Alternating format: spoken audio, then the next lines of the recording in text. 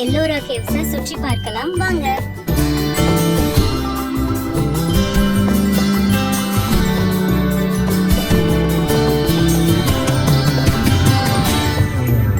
Ellora caves இது மகாராஷ்டிரால இருக்கு. அவுரங்காபாத்ல இருந்து 30 கிலோமீட்டர் தூரத்துல இருக்கு.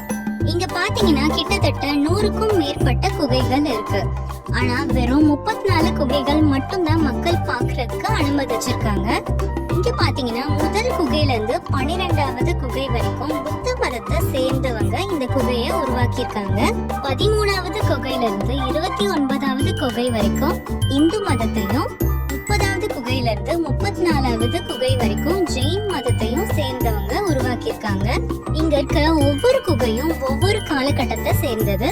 இங்க இருக்க புத்த மத குகைகள் பாத்தீங்கன்னா 6ஆம் நூற்றாண்டை சேர்ந்தது. இந்து மத குகைகள் பாத்தீங்கன்னா 7ஆம் நூற்றாண்டை சேர்ந்தது. இங்க எல்லோரால இருக்க குகை மோஸ்ட்லி குடவரை கோயில்கள், அதாவது மலையை கொடைஞ்சு செய்யற கோயில்கள் எல்லாமே கீழ இருந்து மேல்வட்டமா கொடைவாங்க. ஆனா இந்த கோயில் பாத்தீங்கன்னா மலையோட உச்சில இருந்து, அதாவது மேல இருந்து கீழ்வட்டமா செதுக்கியிருக்காங்க. இது வரைக்கும் இந்தியாவில்